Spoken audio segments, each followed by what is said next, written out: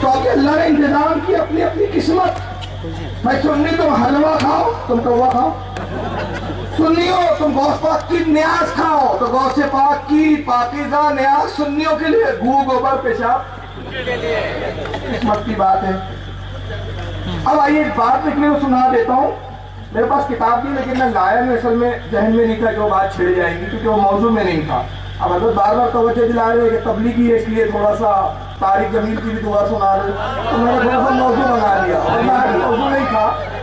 چلیے میں بات چھڑ گئی, اتفاق سے فائل میں فتویٰ موجود ہے میرے پاس, پوری کتاب ہے یہ انگلش میں ہے.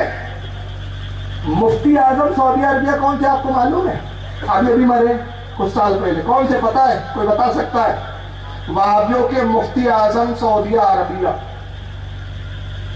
عبداللہ بن باز. اندھا تھا دونوں آنکھوں سے, مفتی تھا, ہاں دونوں اندھا. اس نے فتویٰ دیا, یہ فتویٰ نیوز پیپروں میں بھی چھپا, جبکہ میرے پاس عبداللہ بن باز کی کتاب بھی میں نے سعودیہ سے بنائی, الحمدللہ وہ کتاب ہے میرے پاس. لیکن ابھی سے جو فائل میں نیوز پیپر ہے اس سے دکھا رہا ہوں. اس کی ذمہ داری کی کتاب سے بھی دکھاؤں گا, نہ دکھاؤں تو گاڑیاں رکھی ہوئی ہے.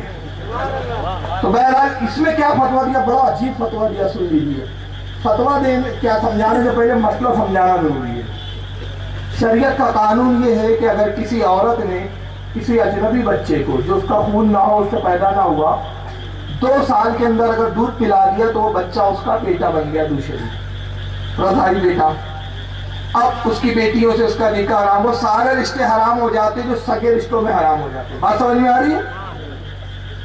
اس کو رضاعت کا بولتے ہیں, رشتہ رضاعت. مثال کے طور پہ میری والدہ نے, جو میری سگی والدہ ہے, پڑوس کی کسی لڑکی کو دودھ پلا دیا, وہ میری بہن ہو گئی, رضاعی بہن, اس سے میرا نکاح نہیں ہوگا. تو یہ شریعت کا قانون ہے. اب اس کے لیے ہمارے فقہ حنفی میں بلکہ تمام قرآن سے ثابت ہے کہ 2 سال کی عمر ہے, 2 سال کے بعد پلایا تو رضاعت ثابت نہیں ہوتی. مگر ان کے عجیب فتویٰ ہے بھائی, اندھے مفتی اندھا فتویٰ. سوال ہوا ان سے جناب سے, عبداللہ بن باز سے, کہ سعودیہ میں جوان قواری خوبصورت عورتیں شاپنگ کے لیے جاتی ہیں. فتویٰ غور سے سنیں, شاپنگ کے لیے جاتی ہے, ڈرائیور جو ہوتے ہیں غیر محرم ہوتے ہیں. تو اب ان سے پردہ ضروری ہے, بار بار پردہ نہیں ہو سکتا. تو کیا ایسا کوئی اصول, ایسا ضابطہ ہے, کوئی ایسا ہیلا, ایسی تعبیر کہ جس سے وہ دودھ شریک کچھ ہو جائے, رشتہ ہو جائے, حرمت کا یہ ثابت ہو جائے؟ تو اب اندھا مفتی فتویٰ کیا دیتا ہے, وہ لڑکی اس ڈرائیور کو 2 گھونٹ دودھ پلا دے. ایسے اندھا تھا وہ جوان کو. اب اندھے کو بولے بیوقوف, سب سے پہلے تو کواری لڑکی کا دودھ کہاں سے آئے؟ تو اس کا مطلب تمہارے سعودیہ میں شیخ نے کسی کو کواری رکھا نہیں. یہی کہوں گا, عیاشوں نے, عیاش ہے کم وقت. اب دودھ کس کو پلائے؟ وہ ڈرائیور کو. بتائیے وہ بیٹا بننے کے لیے دودھ پئیں گا کہ کچھ اور کر بیٹھے؟ اب میں نے اس میں تبصرہ کیا, آج تک کسی مائی کے لال غیر مقلد نے جواب ہی نہیں دیا. ہمت ہو تو یہاں کے وہاں کی جرات کر لے. میں نے کہا صرف ڈرائیور کو محرم بنانے کا مسئلہ کیا ہے؟ شاپنگ مال میں گئی, وہاں جو سیلس مین ہے وہ بھی غیر محرم, ہوٹل میں جا رہی وہ بھی غیر محرم. تو چاہیے کھولے رہے آؤ, 2 گھونٹ پیتے جاؤ, جاؤ, جزاک اللہ, جزاک اللہ, جزاک. چلتی پھرتی نہیں آتی.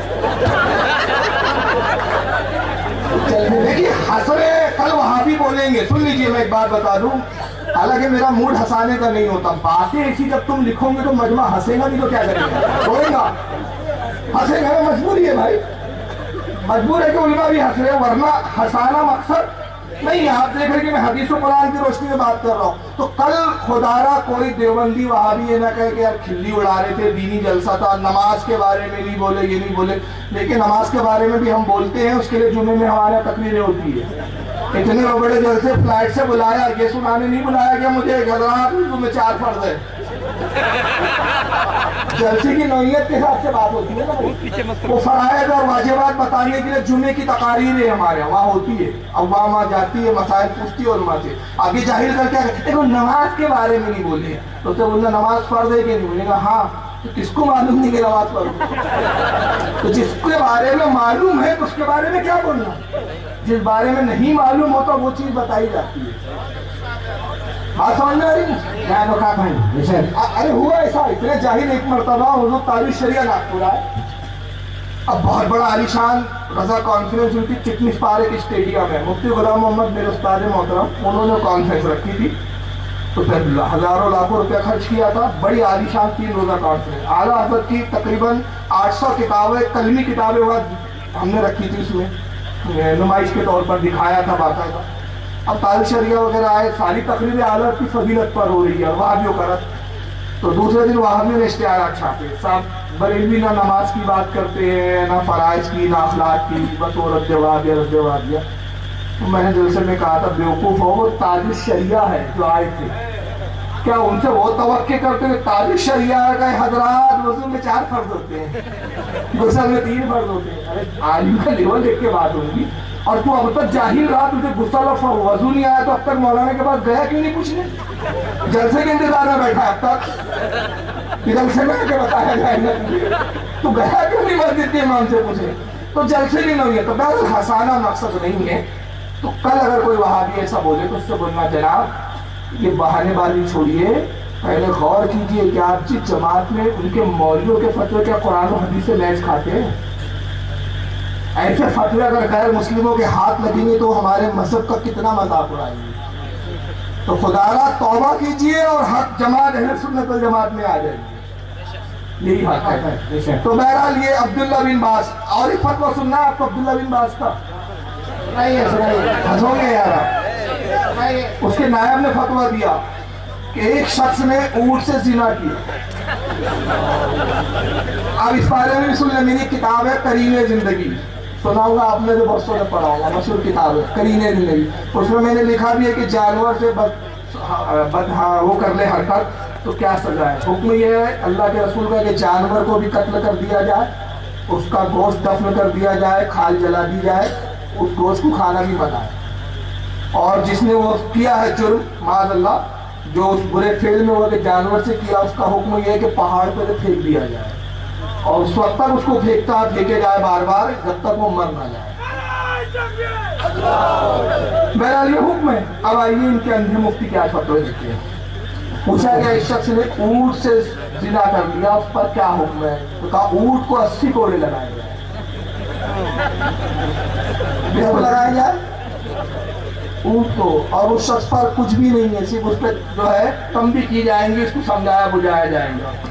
تو اس پہ تو بیچارہ مجبور تھا، شہوت کے لیے کچھ ملا نہیں، اونٹ ہی ملا تو وہ مجبور تھا.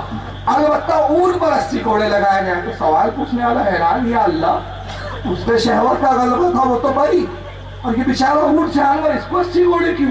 تو اس نے دوسرا سوال بھیجا، کہا جناب مسئلہ سمجھ میں نہیں آیا کہ 80 کوڑے اونٹ پر کیوں؟ کہا یہ اتنا خبیث جانور ہے کہ اتنا اونچا اگر کھڑے ہو جاتا تو وہ کچھ بھی کر سکتا تھا، یہ بیٹھا کیوں رہا؟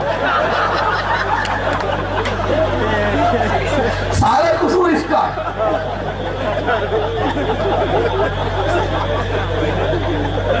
اور پھر اس میں معاشرت چاہوں گا، ہماری ماں بہنیں بھی شاید سن رہی ہوں گی. لیکن بہرحال لیکن فیض گوئی میرا مقصد یہ آئینہ بتانا ہے کہ جن کے گھروں میں ایسے بیہودہ فتوے ہو، انہیں کیا حق ہے کہ وہ ہمارے غوث اعظم اور غریب نواز کے بارے میں بات کریں. ہماری اوقات نہیں ان بزرگوں کا نام لینے کی، مگر اس کے باوجود آئیے دیکھیں یہ خبیث غریب نواز کے بارے میں ان کے کیا تاثرات ہے، اور نعوذ باللہ من ذالک کس طرح کی توہینیں کرتے. آئیے 2-4 میں ان کو جلدی جلدی دکھا رہا ہوں آپ کو.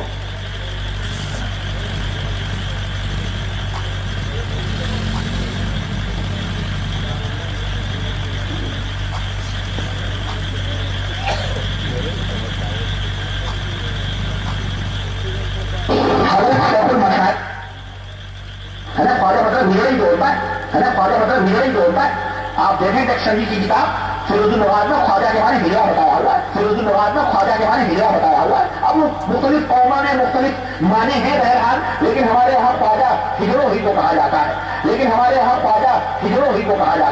چنانچہ ہمارے یہاں وہ ہے اجمیر شریف میں جو خواجہ غریب نواز ہے، اللہ کی قسم بتا رہا ہوں، اس سے تو باقاعدہ اس نے بیان دیا کہ وہ پورے ہجرے اور ہندوستان، پاکستان، بنگلہ دیش سے ٹرینیں ان کے لیے فری ہوتی ہیں، اور یہ رجب کا مہینہ آ رہا ہے، یہ آج جماعت ثانی ہے نا کہ یہ رجب 6 رجب کو ان کا عرس شروع ہوگا اور آج ہی سے بھیڑ شروع ہوگی اور چاروں طرف سے وہ ڈھولے ڈپڑیاں لے کے سارے ہجڑے وہاں جمع ہوتے ہیں اور ان سے کہا جائے کہتے ہیں جی ہماری قوم کے لوگ تھے، ہماری قوم کے حضرت ہے، ہماری قوم کے حضرت ہے، ہم ہی نہیں اگر وہ اس میں حاضر ہوں گے تو ہماری برادری کے لوگ ہمیں نکال دیں گے. ہمارے یہاں بامبے بھیونڈی میں ایک ضیا تھا، وہ یہ بتاتا کہ وہ ہماری برادری کے تو یہ ہجڑے اپنی برادری کے حضرت خواجہ صاحب کو مانتے ہیں اللہ کی خبر، تو یہ ہجڑے اپنی برادری کے حضرت خواجہ صاحب کو مانتے ہیں اللہ کی خبر. اس لیے آپ دیکھیں جتنے ہجڑے ہوں گے آپ کو وہاں ملیں گے اور ٹرین ان کے لیے فری، ان کے لیے ٹکٹ ہے کچھ بھی نہیں ہے سب فری، کیونکہ مردوں کا ڈبہ الگ ہوتا ہے عورتوں کا ڈبہ الگ ہوتا ہے، ان کا تو کوئی ڈبہ نہیں ہوتا، یہ تو بے ڈبے کے ہوتے ہے نا. تو اس کے لیے کہتے ہیں کہ ہمیں کوئی ڈبہ بتاؤ، ہمارا تو کوئی ڈبہ ہی نہیں تو ٹکٹ دو تو ڈبہ دو، ڈبہ تو ہے ہی نہیں کبھی ٹکٹ. اس کی تحقیق بہت باریک ہے. دیکھیں پہلے تو نعوذ باللہ کہتا ہے خواجہ کا مطلب ہجڑا ہوتا ہے، حالانکہ خواجہ کا مطلب ہجڑا اور مخنث بھی ہوتا ہے، لغت میں ہے. اس تعلق سے میری ایک پوری تقریر ہے خواجہ کے گستاخ، نیٹ پر دیکھیے آپ، اس کی ڈیویڈیاں بھی ملتی ہے. لیکن خواجہ کے بہت سارے اچھے معنی ہیں، جیسے خواجہ کے معنی آقا، سردار، وزیر، بادشاہ اور صاحب جمعیت، بہت سارے اچھے معنی ہیں. تو جب کوئی الفاظ کے بہت سارے مختلف معنی ہوتے ہیں تو بزرگ کی طرف جب اس کی اضافت ہوتی ہے، بزرگ کی طرف اس کی نسبت ہوتی ہے تو اچھے معنی مراد دیے جاتے ہیں. اور جب کسی غلط آدمی کی طرف وہی لفظ استعمال کیا جاتا ہے تو معنی غلط مراد دیے جاتے ہیں. اس کی میں مثال دے دیتا ہوں، 2-3 مثالیں. ان کے ہاں مولویوں کو شیخ کہتے ہیں، شیخ معراج ربانی، شیخ توفیق الرحمان. ان سے پوچھئے بھائی شیخ کے معنی کیا ہے تو کہیں گے لغت میں شیخ کے معنی بزرگ، برتر، اعلیٰ مقام. لیکن شیخ کے ایک معنی اور کیا معلوم؟ وہ کنجوس جو کبھی پیسہ نہ دیتا ہو، پیسہ ہی نہ نکلے جس کے پاس سے، اس کو بھی شیخ کہا گیا. شیخ کے معنی بوڑھا خوسٹ بھی ہوتے ہیں. تو اب اگر کوئی کہے کہ بھائی آپ کے لوگ، آپ کی عوام آپ کو شیخ کہتی ہے، اس کے معنی کیا یہ ہوتے ہیں کہ بھائی کنجوس، مکھی چوس، بوڑھا خوسٹ. کہا جائے نا نہیں صاحب بزرگ معنی دے جاتے. اور ایک معنی دیکھ لیں آپ، فاطمہ، کس کا نام ہے یہ؟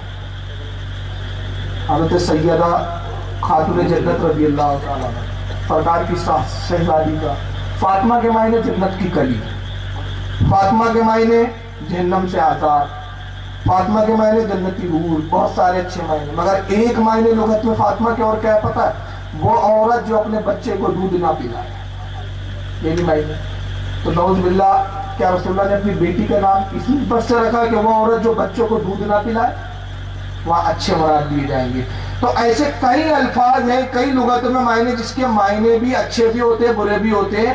اب یہ دار و مدار نیتوں پر ہے. جیسے صحابہ اکرام بھی رسول اللہ سے کہتے تھے رعانا یا رسول اللہ، تو مراد ہے اللہ کے نبی رعایت کیجئے، رحم کیجئے، ہمارے لیے آسان کر کے ارشاد فرمائیے. اور منافق کھینچ کے کہتے رعینا یا محمد، اے ہمارے بھیڑوں کو چرانے والے. تو قرآن نے کہا یہ منافق ہے، تو وہ توہین سے کہتے تھے. الفاظ تو ایک ہی تھے، تو الفاظ ایک ہی ہوتے. اب خواجہ کے معنی اچھے بھی ہے، لیکن اس خبیر نے کہا خواجہ کے معنی ہجڑا ہوتے ہیں. اور کہتا ہے ہجڑے وہاں جاتے ہیں، اور جب کہا جائے کیوں جاتے ہو تو کہتے ہیں کہ خواجہ صاحب ہماری ہی قوم میں سے تھے، اس لیے ہم جاتے ہیں. اگر ہم نہیں جائیں گے تو ہماری قوم، ہماری برادری کے لوگ ہم کو نکال دیں گے. تو یہ کہا کس نے؟ بولے بھیونڈی کے ہجڑے نے، ہمارے ہجڑے نے ہم کو بتایا. معراج ربانی کیا بولتا ہے سنے نا آپ نے غور سے، ریپیٹ کروں، سنے نا کہ بھیونڈی کے ہجڑے نے مجھے بتایا. تو میں اس پہ سوال کرتا ہوں وہ ہجڑا اس کے پاس کیوں آیا؟ یا یہ ہجڑے کے پاس گیا؟ ایک ہجڑا ایک مولانا کے پاس کیوں آئے گا؟ ارے قسم خدا کی میں اپنا تجربہ بتا رہا ہوں. کئی بار ایسے اتفاق ہوا، بامبے سے ناگپور میں ٹرین سے جا رہا ہوں، اور ہجڑے بھی آتے ہیں، میں پیسے مانگتے ہوں، لیکن ٹوپی اور جیسے دیکھیں گے تو وہ مولانا بیٹھا رہے، لحاظ کرتے وہ بھی. مگر یہ اگر دیکھا ہوگا تو ارے اپنا والا دکھتا ہے، یہ اونٹ والا دکھ رہا ہے، سمجھ میں آ گیا؟ اونٹ والا دکھ رہا ہے، اپنی والا ہے. تو اس کو ہجڑے نے بتایا، اور جب ہجڑے نے بتایا تو اس نے تقریر نہیں سنا دیا. تو ہجڑا اس کیا معتبر؟ مگر تم رسول اللہ کی عظمت پر کوئی حدیث پیش کرو تو راوی ضعیف نظر آنے لگتے ہیں ان کو، مگر ہجڑے ان کیا معتبر ہو جاتے. آئیے حضرت بندہ نواز یسوع دراز رحمۃ اللہ تعالی علیہ، ان کے بارے میں خبیث کیا وقت ہے ذرا سنیے. بندہ کے سدھار کی حقیقت. اور یہ شیعہ تھا پرلے درجے کا زندیق, شیعہ لوڈے باز, پرلے درجے کا زندیق, شیعہ لوڈے باز. توہین رسالت صلی اللہ علیہ وسلم جو سلمان رشدی نے بھی نہیں کی ہوگی, جو کسی کافر ہندو نے بھی نبی کریم صلی اللہ علیہ وسلم کی وہ توہین نہیں کی ہوگی جو اس خواجہ نے کیا ہے, اس خواجہ بندہ کے سدھار نے کیا ہے. آؤ نمونے میں آپ کو بتاتا ہوں. تیرا پیر قبر میں سویا ہوا تیری کتاب بولتی ہے تو کس طرح کا بدبخت ہے, تو کس طرح کا نبی کا گستاخ ہے کہ سلمان رشدی شیعہ رافضیوں نے بھی یا کسی کافر ہندو نے بھی وہ توہین نہیں کی ہے جس طرح سے اس تیرے گلبرگہ والے پیر نے کی ہے, اور تیرے تمام ولیوں نے کی ہے. تیرے تمام امام گستاخ ہیں, بدبخت ہیں. امت کے سامنے چولے پہن کے محبت رسول, عشق رسول, نعرے رسالت کے نعرے لگا کے امت کو گمراہ کرتے ہو. آؤ میں ان راگوں سے پردہ اٹھاتا ہوں اور میں تمہیں تمہارا حقیقی وہ بدبودار چہرہ دکھاتا ہوں جس کی آڑ میں شیطان بیٹھا ہوا ہے. تو جس طرح سے امت کو بار بار چیلنج کر رہا, میں دکھاتا ہوں. اس ہجڑے کو 3 سال سے ہم چیلنج کر رہے ہیں.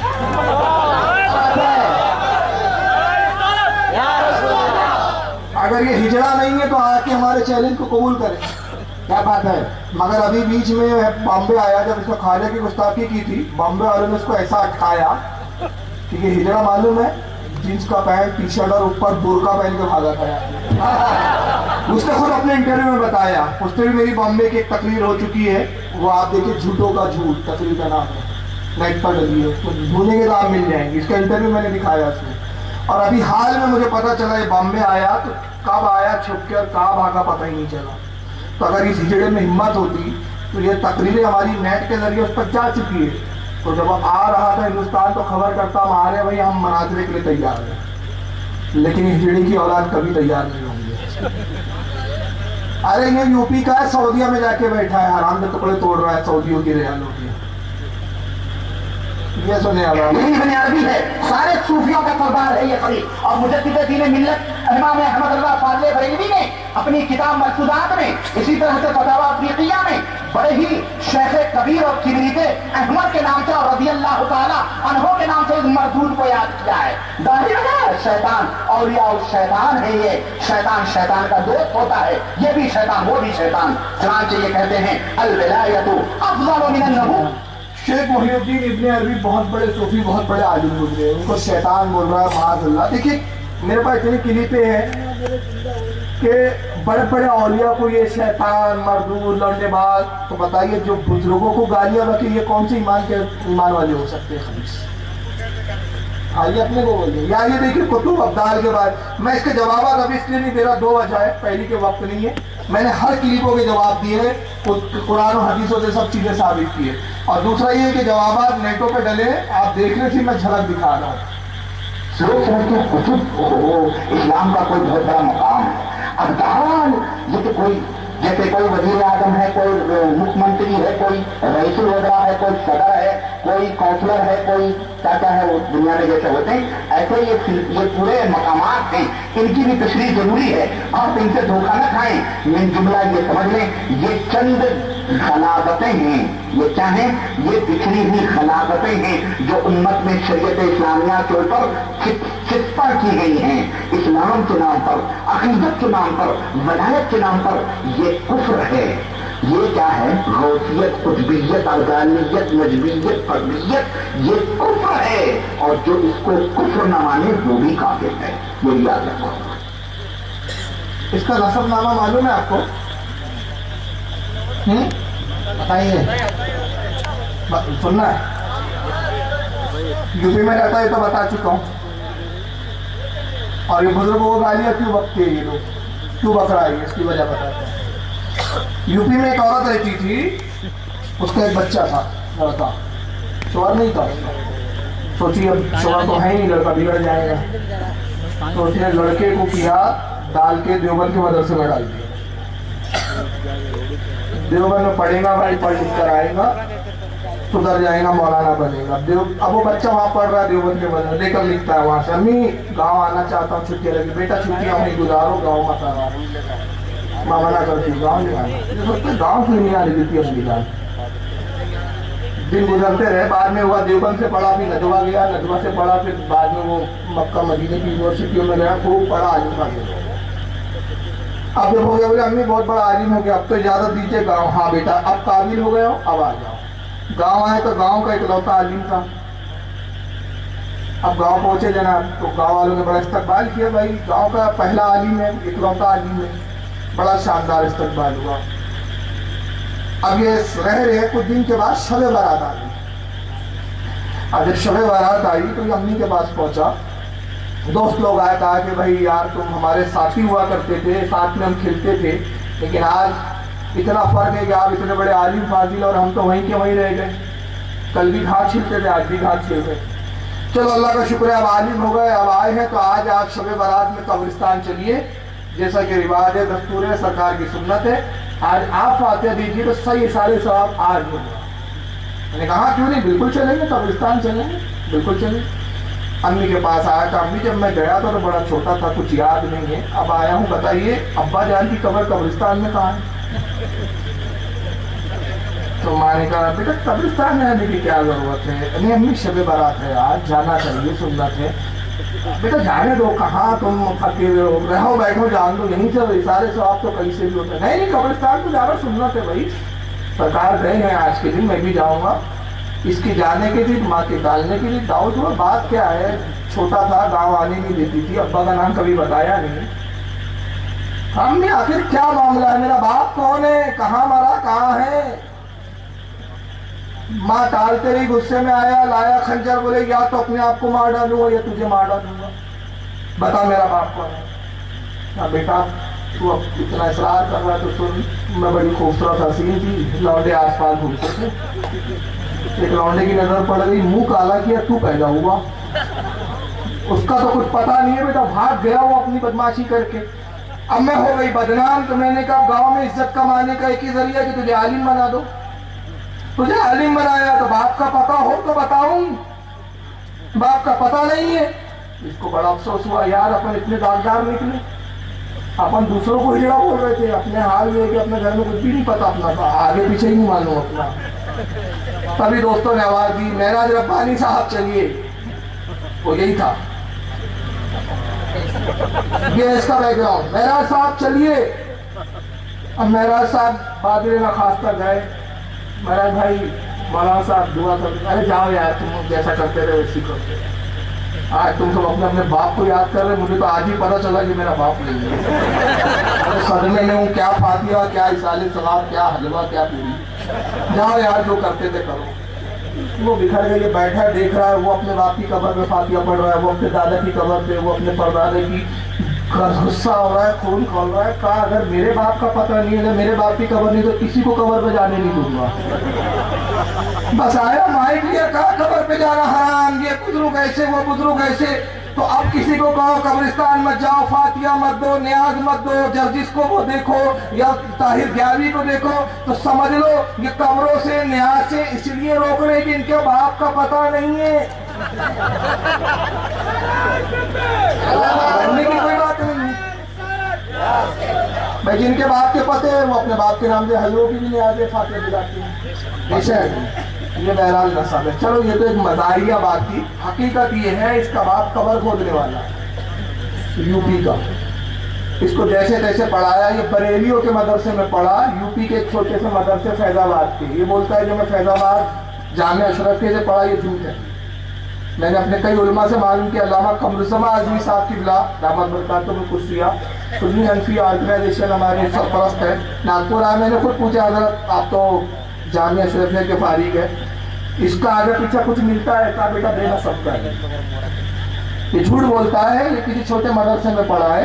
फैजाबाद में बहुत सारे छोटे छोटे मदरसे हैं, और ये वहाँ से जाके फिर यूनिवर्सिटियों के हद पे चढ़ा, और भिखारी को मिल गया धन, नंगे को मिल गया धन, और नंगा नाचे दनादन वाली केस है। तो इसलिए ये खबीर गुस्ताखी कर रहा है। बहरहाल ये इनका नसीब है कि इनको बुजुर्गों की गुस्ताखियाँ हैं, और हमारा नसीब है कि हम अदब करते हैं। आखिरी क्लिप इस पर इख्तिताम करेंगे हम, और दूसरी पढ़ने आप मौलाना मोहम्मद वाला مولانا محمد وبارک وسلم صلاۃ و سلام علیک یا رسول اللہ یا نبی اللہ یا حبیب اللہ صلی اللہ تعالی علیہ وسلم۔ آئیے یہ میری تقریر کا نچوڑ ہے کہ میں یہ کہوں کہ یہ جماعت ایمان سے خارج ہے، ایمانی نہیں۔ میں کہوں اس کی بجائے آپ یوں سے سن لیجیے، یہ طارق جمیل صاحب ہے، تبلیغی جماعت کے اس وقت سربراہ ہے اور ان کو آج کل لوگ بڑا سننا پسند کر رہے ہیں۔ اس کے تعلق سے میں پورا بیان انشاءاللہ کبھی کرنے والا ہوں۔ تو طارق جمیل کی بہت ساری ویڈیو یہاں ہے میرے پاس، اسے دکھانے کا وقت نہیں ہے۔ چلیے ایک دعا سن لیجیے، دعا کے بارے میں کہا جا رہا ہے۔ تو طارق صاحب اجتماع میں بڑے عجیب عجیب دعا کرتے ہیں اور یہ دعا سے ہی پتہ چلتا ہے کہ یہ کتنے بے دعا کے لوگ ہیں۔ دعا کرتے ہیں، ہاں دعا کرتے ہیں۔ آئیے طارق جمیل کی دعا سن لیجیے۔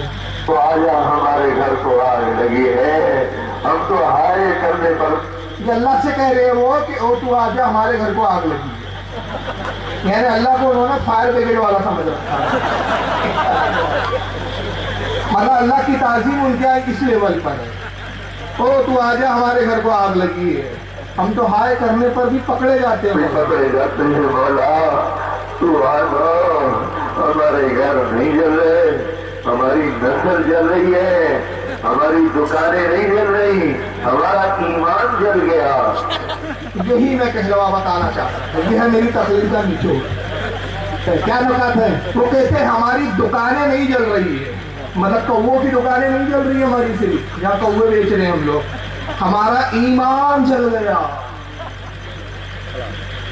ارے تو جب ایمان ہی جل گیا تو جماعت میں کر کیا رہے ہو؟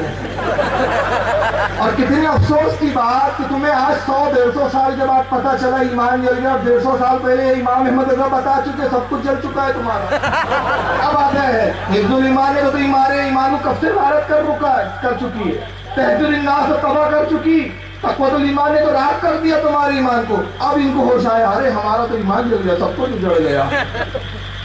تو امام احمد نے تبھی کہا تھا کہ آج لے ان کی پناہ، آج مدد مانگ لیتے، پھر نہ مانیں گے قیامت میں اگر مان گیا۔ اور اگر یہاں تبلیغی سن رہے ہو تو شعر کے انداز میں ان کو میں دعوت دینا چاہتا ہوں کہ اب آؤ عقیدت کی آنکھوں کو کھولو، اب آؤ عقیدت۔ دیکھو تمہارا امیر بول رہا ہے ہمارا ایمان جل گیا، میں نہیں کہہ رہا ہوں، یہ آپ کی خود ویب سائٹ پر ہے، آپ کی تبلیغی جماعت کی ویب سائٹ اور یوٹیوب پر ایک کلپ ڈلیے، آپ خود اس کو سرچ کر کے سن سکتے ہیں۔ تو تمہارا امیر بول رہا ہے جماعت کا ہمارا ایمان جل گیا، تو اب آؤ عقیدت کی آنکھوں کو کھولو، گزارش ہے سانپوں سے محفوظ ہو لو۔ کہ حدیث پاک میں کہ بددین بد مذہب جب مرتا ہے قبر میں جاتا ہے، اللہ تعالیٰ 2 سانپ اس پر مسلط کر دیتا ہے، ایک کالا اور ایک سفید، جو اس کے ناک کے نتنوں پہ ہوتے ہیں، اس کی ناک کی ہڈی سے رس چوستے رہتے ہیں۔ اور سرکار کہتے ہیں اس کے زہر کی تاثیر، زہر کا اثر اتنا ہولناک، اتنا بھیانک، اتنا تیز ہوتا ہے کہ اگر اس زہر کا ایک قطرہ زمین پر ڈال دیا جائے تو تمام لوگ مر کر بعد ختم ہو جائے۔ وہ سانپ اس کو ڈسیں گے بد مذہب کو قیامت کو قبر کے اندر۔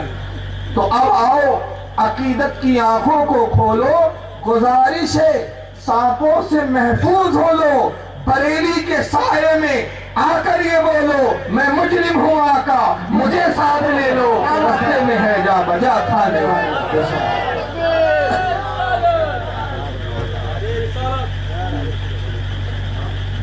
تو یہ خود اقرار کر رہے ہمارا ایمان جل گیا، ہمارا حیا جل گیا، ہمارا تو سب کچھ اجڑ گیا ہے۔ یہ مسئلہ تو حل کرے گا تو ہوگا، اتنی بڑی گمراہی کو ہم نہیں بدل سکتے۔ اے مولا تجھے تیری عزت و بلندیوں کا واسطہ، تو آ کے ایک بگاڑ کو ختم فرما۔ اللہ تعالیٰ آنے سے پاک ہے، جانے سے پاک، یہ اللہ کو بلانے کی تلا ہے۔ تو آ کے اس بگاڑ کو ختم کر، ہم تو اس برائیوں کو گمراہیوں کو ہم نہیں روک سکتے۔ تو تیرے کو بولا کس نے؟ تو کوئی نبی تو نہیں ہے کہ تجھے منصب نبوت دے کے بھیجا گیا تھا؟ ارے جتنا ہوتا اتنا کر، پہلے تو اپنا ایمان سدھار تو بھائی، تیرا ایمان ہی خراب ہے۔ مگر اللہ سے کہہ رہے تو آ کے اس بگاڑ کو ختم کر۔ ہم آج ہو چکے ہیں اور ظرف لاتے ہیں تیرے محبوب کی قدرتوں کے، اور ظرف لاتے ہیں تیرے محبوب کی قدرتوں کے۔ آج تیرا نبی ہوتا وہ کتنا ہوتا میرے آقا، ہماری بیٹیوں کو ایمان کی حیات کی چادر دے دے. ہم لٹ گئے, ہماری بیٹیاں بازار کی زینت بن گئی.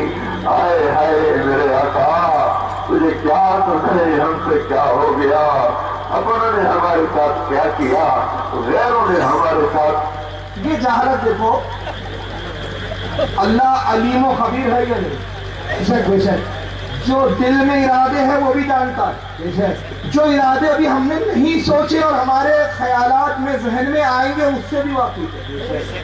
جو ہم کر چکے وہ بھی جانتا ہے, جو کرنے والے, جو ہمیں نہیں معلوم کہ ہم کیا کرنے والے, مگر وہ جانتا ہے. اتنا علیم و خبیر. مگر اللہ کو کتنا ناواقف سمجھ رہے طارق جمیل صاحب. کہتے تجھے کیا سنائے, ہم پر کیا ہو گیا, تجھے کچھ پتہ ہی نہیں کیا ہو گیا ہم پر, اب تجھے کیا سنائے. اپنوں نے ہمارے ساتھ کیا کیا, غیروں نے ہمارے ساتھ کیا کیا, تجھے کچھ معلوم ہی نہیں. اب سنائے تو کیا سنائے تجھے. اب آگے کہتے ہیں تو آج بھی نہ آیا تو کب آئیں گا یا اللہ. کیا کیا تو آج بھی نہ آیا پھر تو کب آئے گا یا اللہ. دیر ہو گئی ہے, یعنی ان کے نزدیک دیر ہو گئی ہے, کیونکہ شاید اللہ کے بعد گھڑی نہیں ہے ان کے ساتھ. اور وہ اللہ سے بھی کہہ رہے تو آج بھی نہیں آیا تو کب آئے گا. تاریخ بتا, ٹرین لیٹ ہو گئی, فلائٹ چھوٹ گئی, کیا ہوا, کیا کب آئے گا. ایک بات بتائیے ایمانداری سے, میں پوری تبلیغی جماعت والوں کو چیلنج کر رہا ہوں. یہ گاڑی تو ان کی چھوڑیے جی, اللہ کے کرم سے میں بھی صاحب حیثیت ہوں, میں اپنی طرف سے گاڑی بھی 1 لاکھ روپے دوں گا. یہ گاڑی تو 7,000 روپے کی ہوگی, 1 لاکھ روپے دوں گا. صرف کسی نبی کی ایک دعا مجھے ایسی بتا دے, پوری جماعت مل کر سر جوڑ کے بیٹھ جاؤ, ندوا تھانہ بوا سب بیٹھ جاؤ, سہارنپور سب سر جوڑ کے بیٹھ جاؤ, اور صرف کسی نبی کی ایک ایسی دعا بتاؤ کہ جب وہ نبی پریشان ہوئے ہو, تکلیف آئی ہو, تو اللہ سے کہو اللہ تو آ جا. ایک دعا نہیں ملیں کسی نبی کی. اللہ کے رسول کی وہ دعا جو سب سے سخت مرحلہ تھا جنگ بدر کا, تو اس وقت بھی نبی نے نہیں کہا اللہ تو آ تو ہی لڑ. یہ تو کفاروں کی بولی تھی, مسلمانوں کی نہیں تھی. طارق جمیل کافروں کی بولی بول رہا ہے. قوم بنی اسرائیل سے جب موسیٰ نے کہا, موسیٰ علیہ السلام نے آؤ, اللہ کہتا ہے جہاد کے لیے نکلو, تو انہوں نے کہا موسیٰ کیا تمہارا رب طاقتور نہیں ہے. تو انہوں نے کہا ہاں بے شک طاقتور ہے. تو کہا پھر تم جاؤ اور تمہارا رب لڑے, ہم کیوں لڑے. وہ کیا کہتے تھے, اللہ کو بلاؤ وہ لڑیں گا, ہم کیوں لڑے. مگر رسول اللہ کے صحابہ کیسے تھے, سرکار ایک جنگ سے تشریف لائے, غالباً جنگ احد سے, اس کے بعد جبریل آتے ہیں, سرکار ابھی اپنے زیر بختر اور ہتھیار کو اتارنا چاہتے ہیں. جبریل علیہ السلام عرض کرتے ہیں یا رسول اللہ, اللہ کا حکم ہے کہ آپ یہاں سے خیبر کی طرف کوچ کرے, ابھی تک فرشتوں نے ہتھیار نہیں اتارے ہیں. اب سرکار آئے کہ آپ جنگ سے آئے ہیں میرے صحابہ, اپنی بیویوں سے نہیں ملے, اپنے بچوں سے نہیں ملے, کہیں ایسا نہ ہو کہ انکار کرے اور اللہ کا عذاب نہ آ جائے. اب اس خیال سے رسول اللہ بڑے پریشان کیفیت میں آئے کہ اپنے صحابہ سے بڑی حکمت سے کہوں. تو آپ کہتے ہیں میرے صحابیوں یہ بتاؤ کہ تم اللہ پر کیسے ایمان لاتے ہو. کہا یا رسول اللہ جیسے ایمان لانے کا حق ہے جیسا آپ نے بتایا. کہا اگر رب کا حکم ہو تو تم کیا حکم دوری کرو گے. صحابہ سمجھ گئے کہ رسول اللہ کچھ سخت حکم دینا چاہتے. عرض کرتے اللہ کے رسول جو اللہ کا حکم ہے آپ واضح طور پر بیان کر دی. تو ارشاد فرمایا لوگوں میرا رب حکم دیتا ہے کہ ہتھیاروں کو نہ اتارو اور ابھی پھر تمہیں جہاد کی طرف جانا ہے, تمہاری کیا رائے ہے. تو صحابہ نے کیا کہا ایک ساتھ, یا رسول اللہ بنی اسرائیل نہیں ہے جنہوں نے اپنے نبی سے کہا تھا تم جاؤ تمہارا رب جائیں, ہم تو وہ ہے اللہ کے نبی. اگر آپ پوری زندگی ہمیں میدان جہاد میں کہہ لے تو ہم جہاد میں رہنے کے لیے تیار. ہم تو وہ یا رسول اللہ. تو صحابہ کا عشق یہ تھا, یہ تو کفاروں کی بولی تھی. وہ بولی طارق جمیل بول رہا ہے آج بھی تو نہیں آیا تو کب آئیں گا. ہم تو نہیں روک سکتے, تو یا تو ہی لڑ. اور آگے اس کی وضاحت بھی کر رہا ہے وہ تو بڑی دیر ہو گئی. میرے آقا اب تو بڑی دیر ہو گئی ہے میرے آقا, زمین کا کلیجہ پھٹتا ہے, آسمان کے فرشتے بھی اللہ وہ ناحق گناہ ہے, اب تو در کھول دے کھول دے. جو کتنا مایوس آدمی ہے یہ, بہت مایوس, پوری زندگی اس کی مایوسی میں گزر رہی ہے. نوٹنکی کر کر کے رو کے تقریریں کرتا ہے, ایسا لگتا ہے دیوبندی کا ہم شیعہ زیادہ لگتا ہے. در کھول دے کھول دے کھول دے دونوں جی. ہاں اب جبکہ مایوسی کیا ہے, سرکار نے کہا مایوس کافر ہوتے ہیں اللہ سے, مومن نہیں ہوتے. در کھول دے. رابعہ بصریہ کا وصال ہو رہا. دیکھیے اس واقعے سے آپ سمجھ جائیں گے جملہ کتنا گندا اور بیہودہ ہے. رابعہ بصریہ کا وقت مرض الموت کا وقت ہے, سکرات اور نزلۃ عالم ہے. امام حسن بصری عیادت کے لیے آتے ہیں. تو رابعہ بصری کو تکلیف ہو رہی تھی موت کی سختی سے. تو حسن بصری نے کہا رابعہ بس اللہ کی طرف توکل اور امید لگاؤ, انشاءاللہ اللہ کے رحمت کے دروازے کھل جائیں گے. تو رابعہ فوراً کہتی ہے حسن بصری کیا کہتے ہو, اس کی رحمت کے دروازے بند ہی کب ہوئے تھے؟ اس کی رحمت ہر وقت متوجہ اپنے بندوں کی طرف, مگر یہ اتنے مایوس ہے کہ اللہ نے دروازہ بند کر دیا. اس کو پتہ بھی نہیں دیر کتنی ہو گئی ہے, دروازے بند ہے نا, اس کو معلوم ہی نہیں, یہ سنا رہا ہے حالات. اب تو در کھول دے, اب تجھے سنا رہے کیا ہوا, اپنوں نے کیا کیا, غیروں نے کیا کیا, دروازہ کھول دے کیا ہو رہا ہے یار. یہ ہے اس کے کہنے کا مطلب. آجا آجا او محمد مصطفیٰ کے اللہ, اب امت کی بگڑی بنا دے, ان کی شوق میں صبح لے آ, اس سارے مجلس کو قبول کر لے, ان قانونی والوں کو قبول کر لے, ان شہر والوں کو قبول کر لے, اس دیش کو پاک کر دے. اس کا نام جو پاک رکھا گیا پر یہ تو بڑا ہی ناپاک ہو گیا ہے مولا, اسے پاک کر دے. ہم تو اپنے گھر میں روز جھاڑو دیتے ہیں, روزانہ پانی سے چین صاف کرتے ہیں, تیرا آنگن گندا ہو گیا ہے, تیرا آنگن گندا ہو گیا ہے. معاذ اللہ, اللہ کا آنگن ہے کچھ گندا ہو گیا. مثال کیا دی کہ ہمارے آنگن گندے ہوتے ہیں تو ہم کیا کرتے ہیں, روز جھاڑو دیتے, پانی دیتے. تو بھی آگے پانی آنی چاہیے, جھاڑو مار, اور آگے بولے گا بھی جھاڑو مارنے کا. سنو آجا اسے دھو دے مولا, اسے زنا سے دھو دے, اسے سود سے دھو دے, اسے جھوٹ خیانت بدزیادتی ظلم و ستم سے دھو دے, اسے ناچ گانے سے دھو دے میرے مولا. آجا آج تیرا جھاڑو پھیرے گا تو یہ صاف ہوگا. معاذ اللہ, آجا آج تیرا جھاڑو پھرے گا, یعنی اللہ کو جھاڑو والا بنا دیا. یہ ہے تبلیغی جماعت. تو یہ جو سونگ دھتورے لگا کے رکھے نا نماز کے, اس کے یہ سب سونگ دھتورے کسی اور کو بتاؤ. پورے زمین پر کوئی فرقہ ایسا نہیں جو نماز کا منکر ہو. حتیٰ کہ قادیانی جو بدترین کافر ہے, جو غلام احمد قادیانی کو نبی کہتے ہیں, وہ بھی نماز کے منکر نہیں. تو اختلاف نماز پہ نہیں ہے جناب, اختلاف تو ان عقیدوں پر, اس پر بات کرو. تو یہ ایمان کو چھوڑ کے جو سونگ دھتورے بتاتے ہو نا نماز اور یہ سب قوم کو بیوقوف بنانے کی باتیں ہیں. تمہارے عقیدے گندے ہیں, نہ اللہ کے تعلق سے تمہارے عقیدے اچھے ہیں, نہ رسول کے تعلق سے اچھے. معاذ اللہ ثم معاذ اللہ کہہ رہا ہے, اللہ جھاڑو لے کر آئیں گا, جھاڑو پھریں گا تو یہ صاف ہوگا. اللہ کو جھاڑو والا بنا دیا اس نے. آجا آج تیرا جھاڑو پھیرے گا تو یہ صاف ہوگا. دیکھو آج تو مسلمان کہہ رہے ہیں اسلام نہیں آ سکتا. آجا تجھے للکارا. مسلمان کہہ رہے اسلام نہیں آ سکتا. اسلام آیا ہے یا نہیں, غائب ہو گئے کیا, پاگل ہو گئے. علم میں یہ ایسی حالت ہے. دیکھیے اعلیٰ حضرت فاضل بریلوی سے کسی نے سوال کیا کہ حضور اللہ فرماتا ہے کہ اسلام قیامت تک قائم رہنا ہے, تو پھر مسلمان جو ذلیل ہو رہے, اسلام مغلوب کیوں ہو رہا ہے؟ تعالیٰ نے کیا پیارا جواب دیا, کہا مسلمان کمزور ہو سکتے, اسلام نہیں. اسلام الگ ہے, مسلمان الگ ہے. اسلام تو دین خدا ہے, وہ ہر اپنی جگہ اٹل ہے. مسلمان پسپا ہو سکتے ہیں, مسلمان کمزور ہو سکتے ہیں. اگر کوئی عذاب آتا ہے تو مسلمانوں پر, اسلام پر نہیں آتا. اسلام کس چیزوں پر ہے, اپنے عقائد, نظریات, اپنی دلائل کی بنیاد پر قائم ہے. اسلام کب رہے گا جب کوئی اس کی دلیلوں کو کاٹ دے, مگر قیامت تک اسلام کی ایک دلیل, ایک مینار کو بھی کوئی ستا نہیں سکتا. قرآن کی ایک آیت کو ادھر سے ادھر نہیں کر سکتا. تو یہ سمجھ رہے کہ اسلام ابھی آیا ہی نہیں ہے, ابھی بلا رہا اسلام نہیں آ سکتا. آجا جا رہا ہے, آجا تیری غیرت کو للکارا جا رہا ہے. آجا آجا آجا, نہیں آجا پھر بھی آجا. آج تو آج جائے, ایک دفعہ کہہ دے میں آ رہا ہوں, ایک دفعہ کہہ دے میں آ رہا ہوں, ایک دفعہ کہہ دے میں آ رہا ہوں. آئے آئے آئے,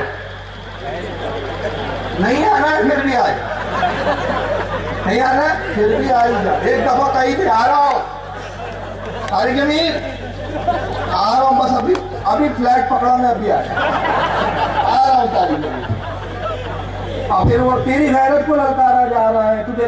پھر اللہ کے کون کون للکارنے والے تو بتاؤ, چلو سب سے نپٹ رہی ہیں. معاذ اللہ, استغفر اللہ, نعوذ باللہ. آجا آجا آجا.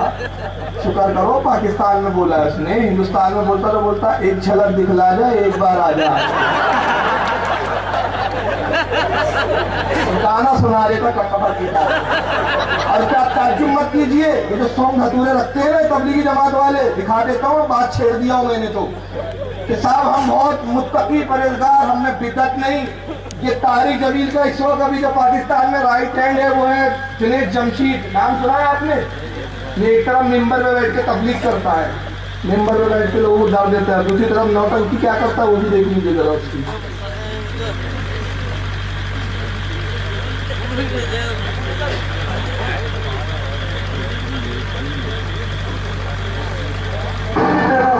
یہ ایک طرف تبلیغ کر رہا ہے وہ فضائل اعمال لے کر, اور دوسری طرف اس کے سونگ دھتورے کیا ہوتے ہیں دیکھ لیجیے. تو یہ کوئی بعید نہیں ہے کہ طارق جمیل انڈیا میں ہوتا تو ایک جھلک دکھلا جا ہی بول دیتا ہوں.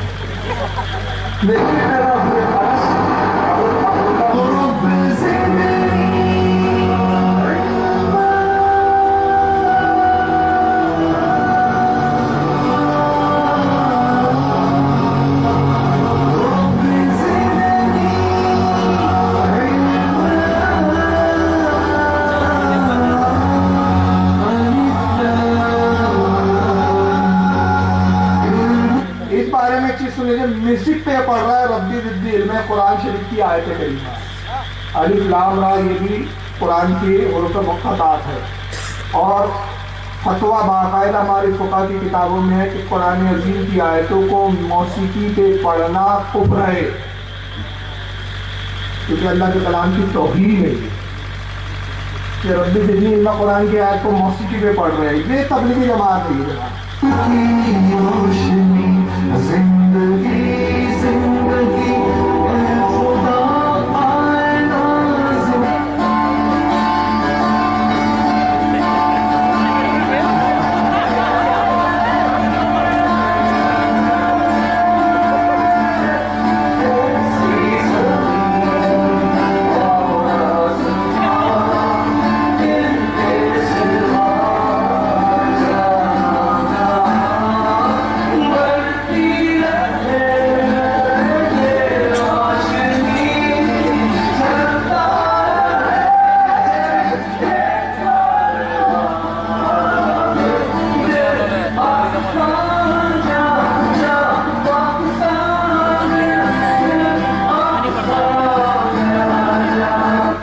بدنصیب نہیں ہے تو کیا ہے یار, یہ بولتا دل پاکستان جان پاکستان, اب مر جا پاکستان کے لیے. اور ہم سننے کو دیکھ, دل مدینہ جان مدینہ, سب کچھ مدینہ مدینہ مدینہ.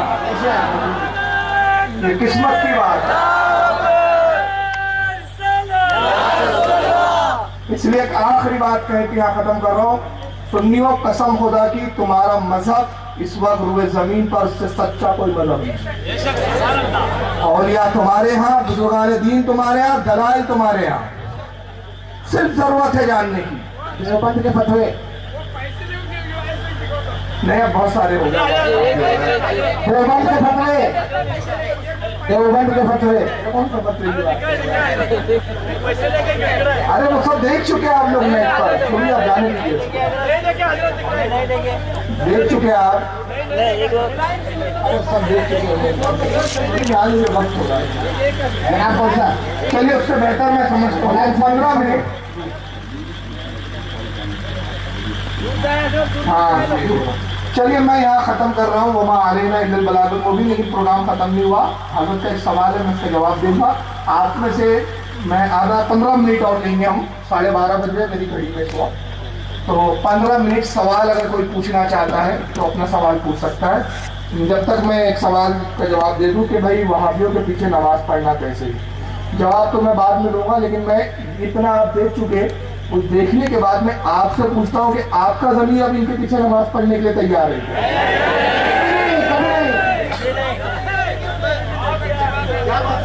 اب آپ اپنے ضمیر سے پوچھیں, سنی کر ان کے پیچھے نماز نہیں پڑھے گا.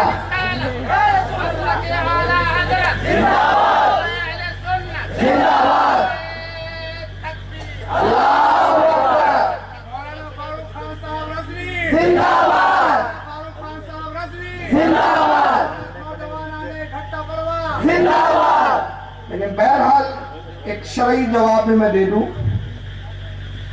امام حسین کو مانتے ہو کہ نہیں؟ کہ صرف نام تک ماننا، کھچڑا کھانے تک ماننا ہے؟ ارے کھچڑا ان کا صدقہ ہے، اس کو بھی نہیں چھوڑیں گے۔ تیرے ٹکڑوں پہ پلے غیر کی ٹھوکر پہ نہ ڈال، کھڑکیاں کھائے کہاں چھوڑ کے صدقہ دے۔ تو وہ اس کھچڑا بھی نہیں چھوڑیں گے، لیکن ہم امام حسین کو اس لیے نہیں مانتے کہ ان کی وجہ سے کھچڑا کھانے کو مل رہا ہے، اس لیے کہ انہوں نے دین کی قربانی دی ہے، دین کی بقا کا سبب تھے، اور ان کی ذات ایسی تھی کہ غریب نواز نے میں کہتا جو ربائی کہی اس سے بہتر امام حسین کی آج تک کوئی تعریف کر ہی نہیں سکا۔ انہوں نے 4 مصروں میں امام حسین کی زندگی کا سراپا، ان کا مقصد، ان کی عظمت کو نچوڑ کے رکھ دیا۔ شاہ است حسین، بادشاہ است حسین، دی است حسین، دی پناہ است حسین، سرداد نداد دست در دست یزید، حقہ کے بنا لا الہ است حسین۔ اس پر میں ایک نقطہ بتاؤں گا، بات آ رہی ہے۔ تو امام حسین کو ہم مانتے ہیں کہ مانتے غریب نواز کی بولی میں کہ حق یہ ہے کہ لا الہ الا اللہ کی بنیاد حسین ہے، دین حسین ہے، تو حسین کا ہر عمل دین ہوگا۔ غریب نواز نے کہا کہ حسین دین ہے تو حسین کا ہر عمل بھی دین ہوگا۔ تو کربلا میں امام حسین نے کیا کیا؟ 22,000 یزیدی ایک طرف تھے، عمرو ابن سعد ان کا امام تھا، عمرو امامت کر رہا تھا، 22,000 پیچھے صفے لگی ہوئی ہے، مگر امام حسین نے 72 کے ساتھ الگ جماعت بنائی، علی اکبر کو مؤذن بنایا، اب 72 کو بنا کے بتایا میرے ماننے والوں درس لو، میں بڑی جماعت کے پیچھے نہیں گیا، اب میں الگ جماعت بنا کے تو میں یہ درس دینا چاہتا ہوں کہ جماعت کی تعداد مت دیکھو، امام کا عقیدہ دیکھا کرو۔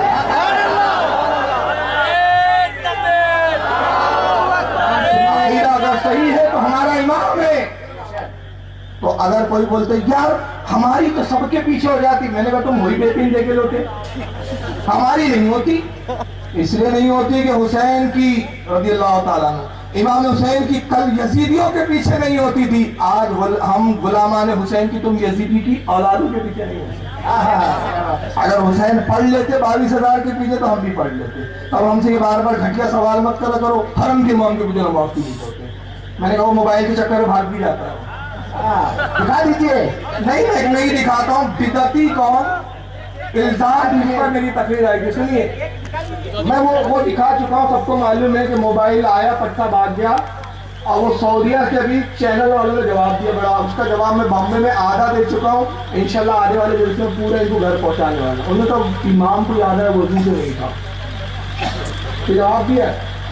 یہ جو ان کا چینل ہے نور چینل، سعودیہ کا چینل ہے، اس میں عتیق الرحمان کر کے اس کا ڈائریکٹر ہے، اس میں نیٹ پہ جواب ڈالا ہے دینا، اور اس میں جواب کم ہے، گالیاں زیادہ بتا رہے یہ جاہل مولوی ہے، یہ ویڈیو دکھا کے کیا بتانا چاہ رہا ہے، اور یہ ویڈیو دکھا رہا ہے۔ میں کہا یار تعجب ہے، تمہارے امام حرم کے حدیث امام سے انگلی رکھے اتنے تیر ملا گئے، اور تم برسوں سے ہمارے بزرگوں کو گالیاں بک رہے ہو، پھر بھی ہمارا ضرب دیکھو کہ تم سے اچھے سے ہی بات کر رہے ہیں، ماں بہن کی گالیاں تو نہیں بک رہے تم کو، قرآن و حدیث سے تمہیں جواب دے رہے۔ کہا امام کو یاد آیا میں وضو سے نہیں ہوں، وضو بنانے گئے، میں نے ایسا جواب دیا، اس کا آج تک جواب نہیں ہے، قیامت تک جواب نہیں ہے۔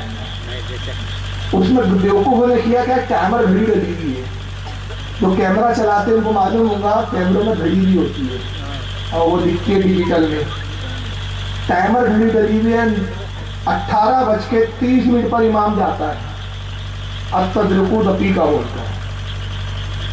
اب واپس کتنے بجے آیا معلوم ہو؟ 18:30 مطلب 6:30 مغرب کی نماز ہو۔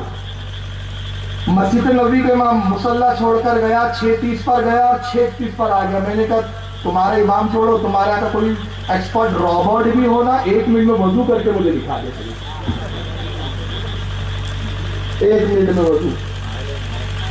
آپ اور ہم 1 سے 2 منٹ میں کر لیں گے، ان کا وضو تھوڑا لمبا ہے، پوچھئے کیوں؟ پہلے تو گھونگھٹ اتارنا پڑتا ہے، مسا فرض ہے، گھونگھٹ ہی اتنا تام جھام کے ساتھ رہتا ہے، گھونگھٹ اس کو چھپا، پھر چھپا اتارے گا، کونیوں تک ہاتھ دھونا بھی فرض ہے، مسا کرنا بھی فرض ہے، تو کپڑے چھپا اتارے گا تبھی تو وضو ہوگا، تو 1 منٹ میں کپڑے اتارنا، وضو کرنا، جانا آنا۔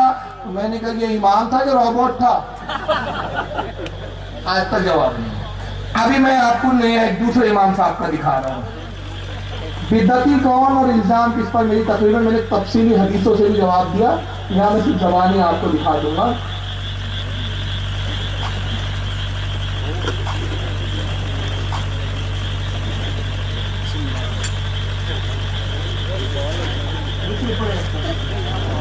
اللهم صل على سيدنا مولانا محمد وعلى ال سيدنا مولانا محمد وبارك وسلم صلاة وسلام عليك يا رسول الله صلى الله تعالى عليه وسلم۔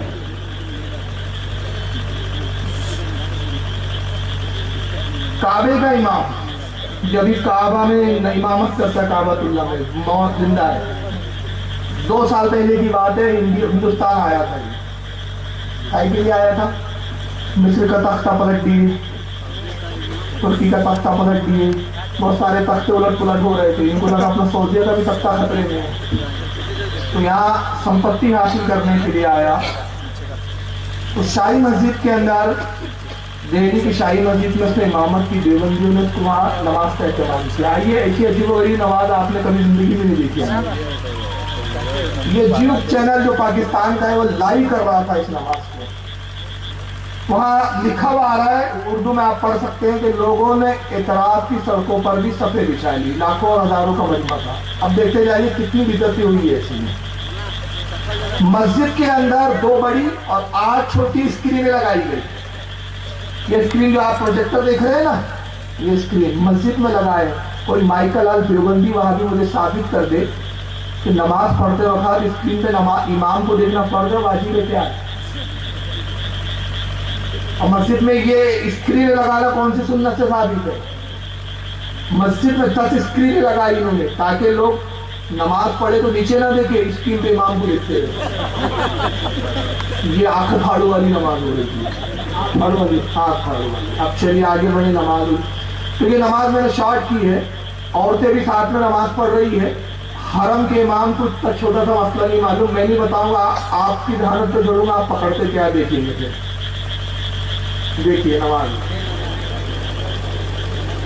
اللہ اکبر، الحمد للہ رب العالمین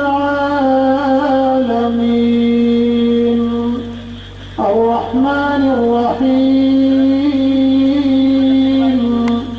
مالک یوم الدین والانسان ما غرك بربك الكريم الذي خلقك فسواك فعدلك۔ چلیے آگے بڑھا رہا ہوں، جو مقصد دکھانا وہ دیکھیے۔ یہ قرات کے بعد رکوع میں گئے جناب، رکوع کے بعد اب سجدہ ہوں گا، اب تماشا دیکھیے۔ اللہ اکبر، یہ پہلا سجدہ ہوا،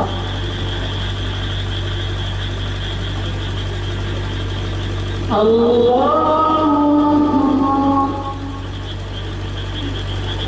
دوسرا سجدہ، اب سجدے سے اٹھیں گے، پہلی رکعت تھی، اب دیکھیے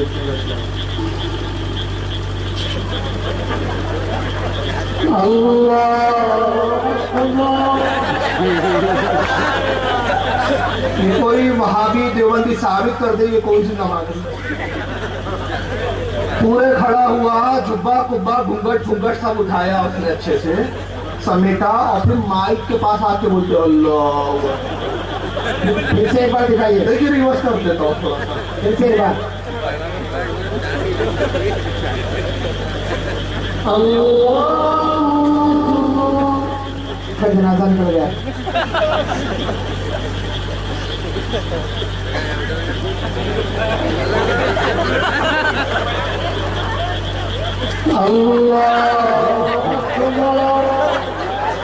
یہ حرم کا امام ہے۔ سنیے، وہ بدعتی کون، الزام کس پر؟ 4 گھنٹے کی تقریر ہے، 2 دن کی، ایک دن کی 3.5 گھنٹے، 6 گھنٹے کی کچھ تقریر ہے، 6 سے 7 گھنٹے۔ اس میں نے بخاری کی ایک حدیث پڑھی اور ایک مسلم کی حدیث پڑھی ہے۔ مسلم شریف کی حدیث یہ ہے کہ ابو ہریرہ کہتے ہیں، غالباً ابو ہریرہ سے ہے کہ رسول اللہ صلی اللہ علیہ وسلم نے حکم دیا کہ امام جب سجدے سے سر اٹھے تو اللہ اکبر کہتے ہو۔ یہ حکم نہیں کہ پہلے کھڑے ہو جائے اور پھر اللہ اکبر بولے، کہتے ہوئے۔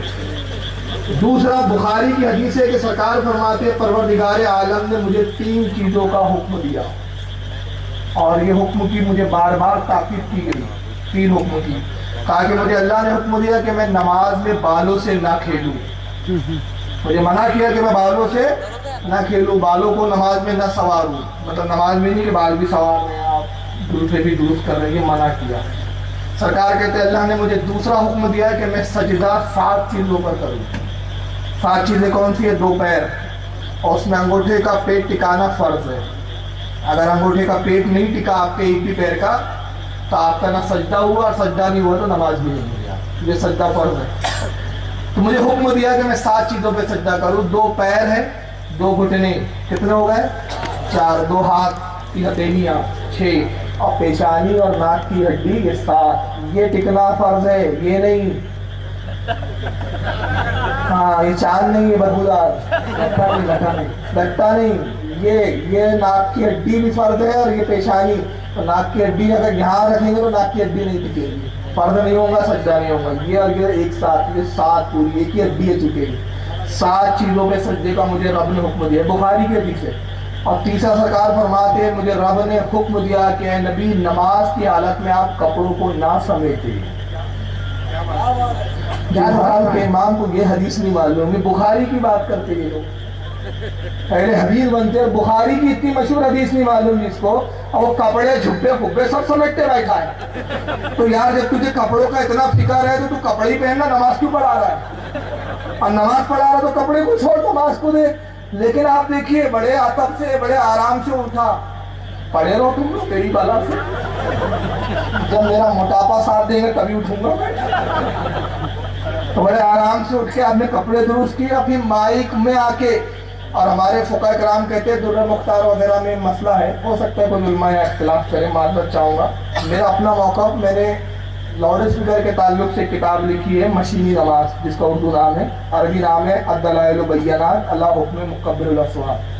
میں لاؤڈ اسپیکر پہ نماز کا قائل نہیں ہوں. ہمارے علماء میں بھی 2 کیٹیگریاں ہو گئی ہے. میں نے ایک مستقل کتاب لکھی جس پہ مفتی اعظم مہاراج مفتی غلام محمد خان صاحب اور سید حسینی صاحب کی تقریر کی ہے. بہت تحقیقی کتاب ہے، نیٹ پر بھی آپ پڑھیں اس کو.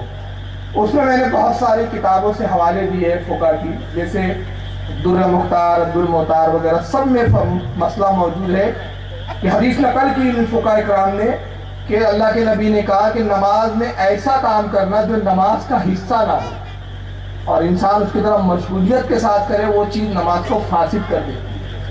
تو میں نے اس کا قیاس کیا کہ بھائی مائک جب لگا ہوتا ہے تو امام کا پورا نیت اور پورا جو ارادہ ہوتا ہے مائک میں آواز پہنچانا، تو وہ نماز کے تعلق نہیں.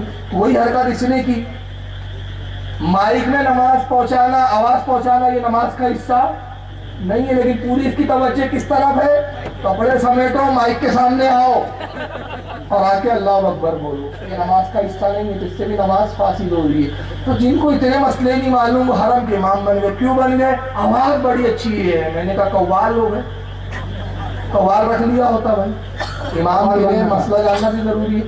تو بہرحال جن اماموں کا یہ حال ہو کہ جو نماز چھوڑ کر بھاگے، جن کو مسائل نہ معلوم ہو، تو ویسی بھی ان کے پیچھے نہیں ہوتی. واللہ اعلم ثم رسول اعلم. چلے کوئی کچھ پوچھنا چاہتا ہو تو پوچھ لیں، 10 منٹ میں بھی ختم کر دیں گے. نہیں پوچھ رہا، چلیے ختم.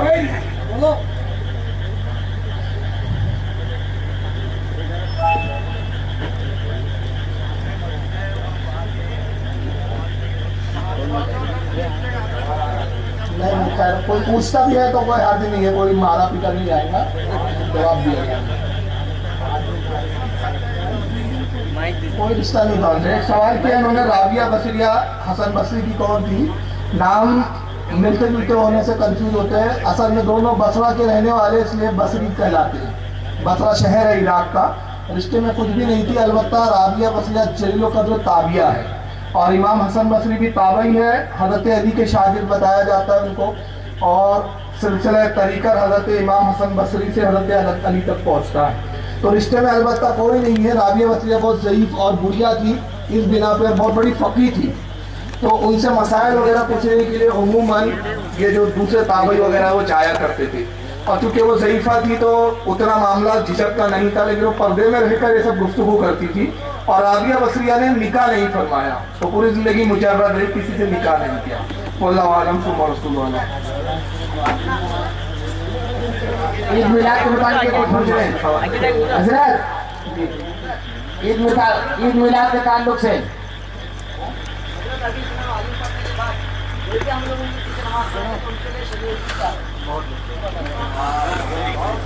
اب یہ تو ایسی بات ہے بھائی، نہیں معلوم تھا تو عذر ہے، حالانکہ وہ بھی عذر نہیں ہے۔ اعلیٰ حضرت فرماتے ہیں کہ عدم معلومات عذر شرعی نہیں ہے، کہ علم حاصل کرنا یہ بھی فرض ہے۔ قیامت کے دن جہالت کی بنا پر چھوڑا نہیں جائے گا۔ عوام میں ایک بات بڑی مشہور ہے، اچھا سوال کیا انہوں نے، جاہل رہو بھلا اچھا ادارہ پڑھ لکھ لو گے تکلیف پڑ جائے گی۔ اور اس بنا پہ عموماً ہمارے یہاں کے کم علم لوگ یہ بول جاتے ہیں، ارے مولانا لوگ جو ہے نا بہت جانتے ہیں، پڑھتے ہیں، عمل نہیں کرتے، ان کو ڈنڈو زیادہ پڑیں گے۔ لیکن حدیث پاک میں یہ ہے کہ بے عمل عالم پر، اگر عالم بعمل ہو جائے تو وہ تو بچی ہے۔ بے عمل عالم پر 1 گنا عذاب اور جاہل پر 2 گنا عذاب۔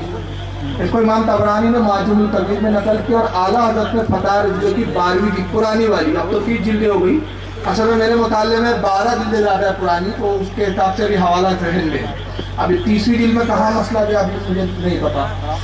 تو 12ویں جلد میں یہ اعلیٰ سے پوچھا گیا یہ سوال، تو اعلیٰ نے یہ حدیث طبرانی کے حوالے سے لکھی ہے کہ جاہل پر 2 گنا عذاب، عالم بے عمل پر 1 گنا۔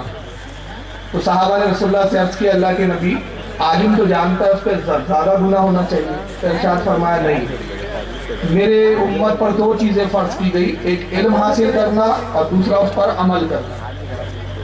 تو عالم نے علم حاصل کیا، بے عمل عالم نے ایک فرض سے بری ہوا، مگر عمل نہیں کیا، ایک فرض چھوڑ دیا، اس لیے 1 گناہ تھا۔ اور جاہل نے دونوں فرض چھوڑ دیے، نہ علم حاصل کیا نہ عمل کیا۔ تو کہنے کا مطلب کہ عذر نہیں ہے لا علم، اور جب معلوم ہو جائے تو پھر تو کوئی گنجائش ہی نہیں ہے۔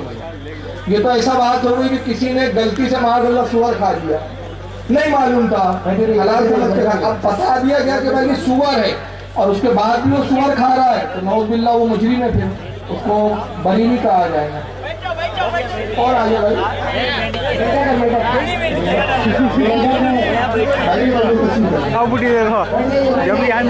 تو جاننے کے بعد اس پر عمل نہ کرنا یہ گناہ کو سخت شدید کر دے گا، لہذا ایسا شخص جاننے کے بعد بھی پڑھتا ہے تو وہ بہت شریک ہے۔ واللہ عالم ثم رسول عالم۔ چلیے آئیے صلاۃ و سلام